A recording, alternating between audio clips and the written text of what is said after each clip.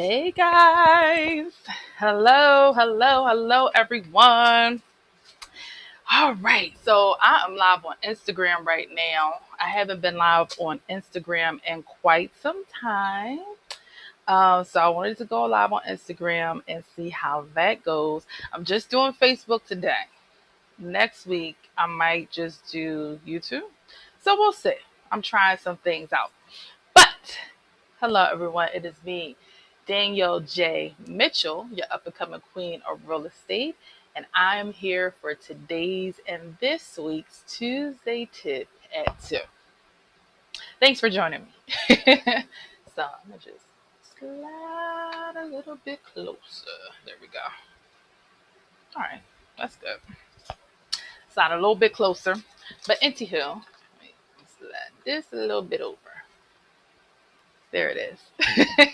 So today I'm going to continue in my series where I was talking about the closing process, the closing process really. It's not just closing day or settlement day, which is used interchangeably a lot of times, but it is the process, the period between when you go under contract for a home. Okay, so under contract meaning you put in an offer for a house, the seller accepted, and the seller has signed the agreement to sell, which is now the executed agreement of sell. Okay, so that's what it means to be under contract between the time that that offer was accepted to the day you get your keys.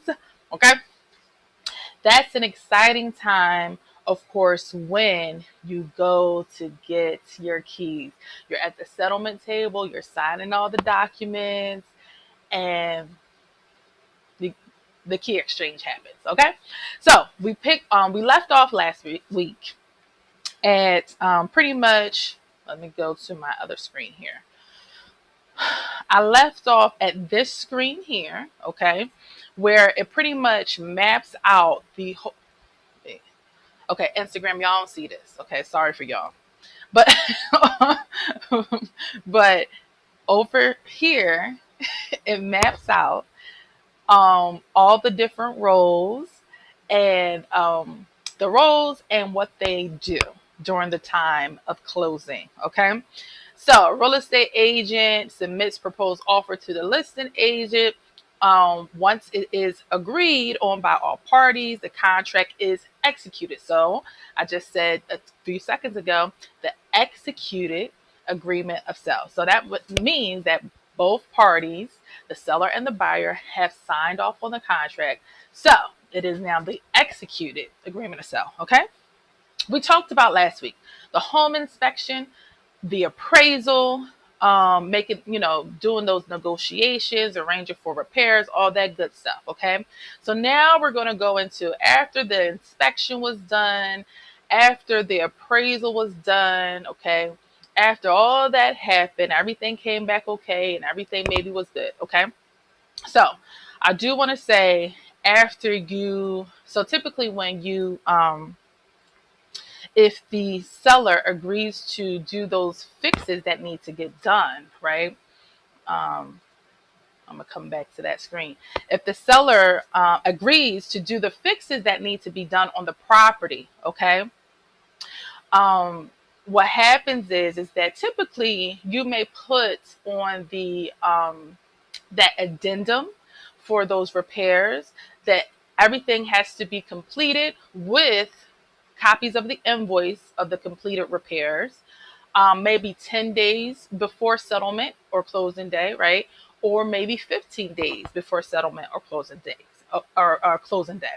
So there is a time frame, right, that they have to get all those repairs from the inspections. If they agree to do the repairs. So if you guys agreed the seller agreed to do the repairs that you requested or some of those repairs, then typically you put a time frame of 10 days before closing day, maybe 15 before closing day. Okay, 15 days. So after that agreement is reached, you will have to go and do that walkthrough. Now, you may bring your inspector with you. Okay, you may want to do the walkthrough yourself. Okay, It depends. So the home inspector that did it originally, you may bring him back. The fee is less money. You may bring him back to do a walkthrough with you. I'm not sure if I said it in the last video. If I did, it's just a refresher. It's fine. Okay, so one of the things you want to remember is that, not remember, but number one, in the closing process, you have your mortgage company sending out, no, not that one, this one.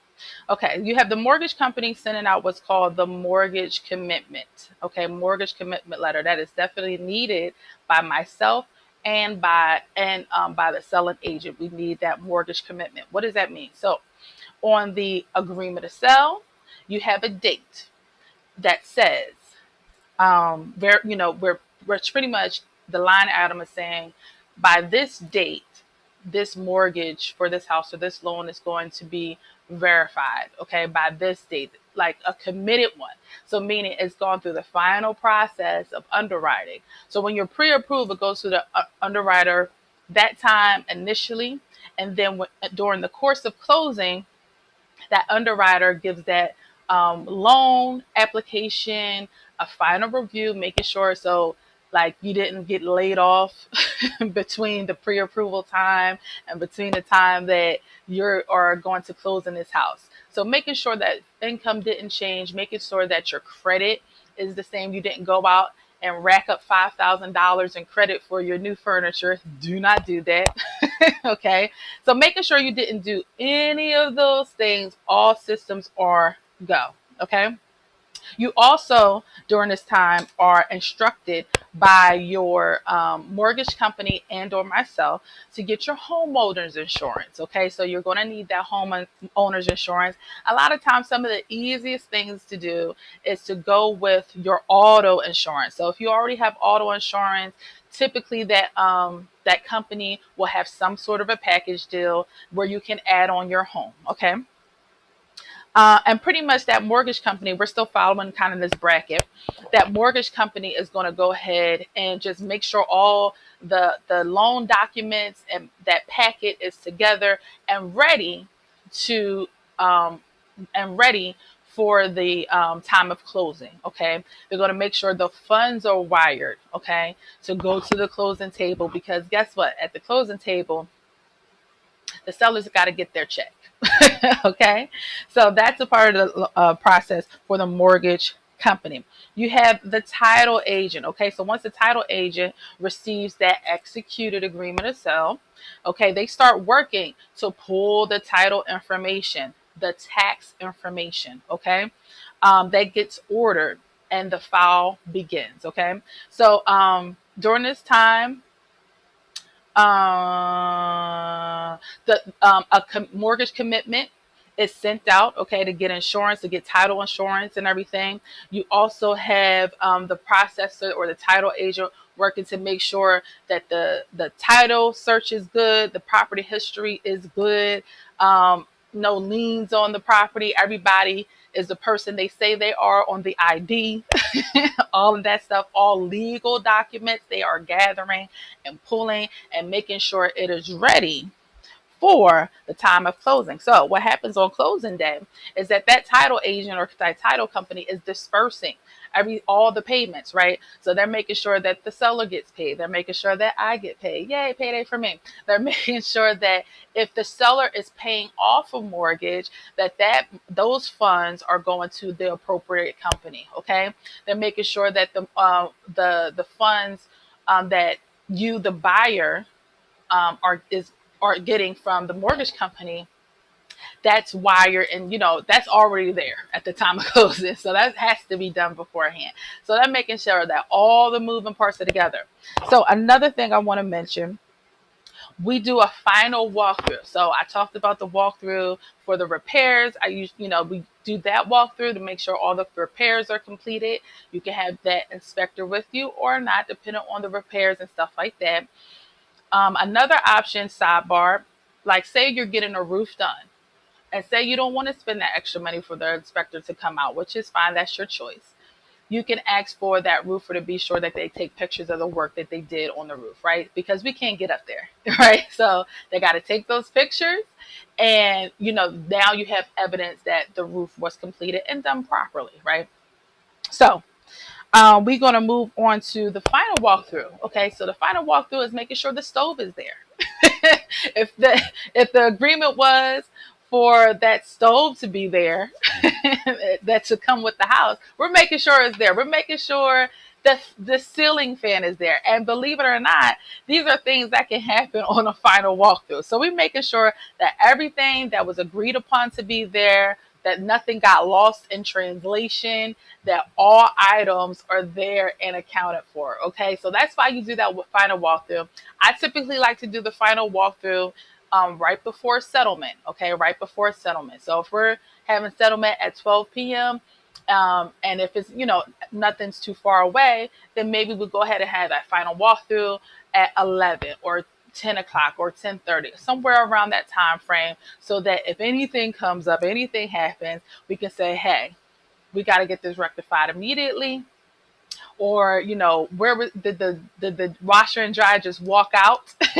What's going on? We know that when the buyer, go back to the home that you just signed off documents on a purchase, that everything is where it's supposed to be, and even making sure that everything's cleared out. That the sellers are completely moved out the house. Okay, so just making sure there's no surprises. During that final walkthrough, your realtor, I will be taking pictures of the gas meter and of the water meter. Okay, so the water and the gas, that those utilities go with the property. Now, something like your electric or your cable bill, that goes with you, the person, right? But, a part of what the title company's job is to send those final payments out for the utilities, okay, for that water and for that gas, because again, it goes with the house. It's not based on the owner per se. It's based on the address. Okay, I want to make that clear. I think that's it. After we've done all that, done the final walkthrough, we are going to the settlement table. Now, it can take about a half hour. It can take an hour. It can take 2 hours settlement. Sometimes there are technical difficulties. Sometimes there are hiccups. So just be prepared to carve out some time for closing day. Okay. Let me look at my paper just to make sure that I finished everything. And I think I did. Oh, one other thing I do want to mention is that if you did get the fully home buying grants, okay, they have to send out the approval. So they receive the settlement notice. It's something called a settlement notice, which pretty much has the information on what the buyer's supposed to do for closing day, what the listing agent's supposed to do, what the seller's supposed to do on that day, what documentation that the buyer and seller will need, which typically is your ID. Um, and so I know that the Philly Home Grant, that's one of the documents they need as well. And what they do is they make sure that the funds are wired and sent to the title company. So again, it will be there for the day of closing, aka settlement day. And they send what's called an approval letter. So what it says on there is, congratulations, you gotten the grant and all that good stuff. So it's the official approval letter. So you get that during the time of closing as well. And I think that is it. Thank you guys so much for joining me on today's and this week's Tuesday Tip at 2. You can set up a virtual consultation with me at bit.ly/DJM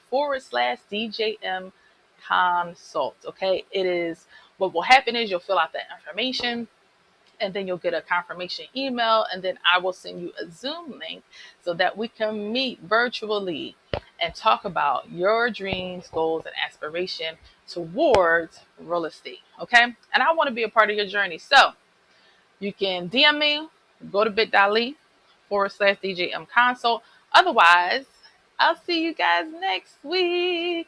Also, don't forget to check me out on my YouTube and other social media. Of course, I'm always going to post it. I'm doing something a little different. I'm doing a series called City Living, where I'm just doing virtual tours, not virtual tours, actual tours of properties, and I'm just uploading them on my social media page. So be sure to look out for that. Goodbye, y'all. No place like home. No place like home buying. Thanks for joining me, and I'll talk to you soon.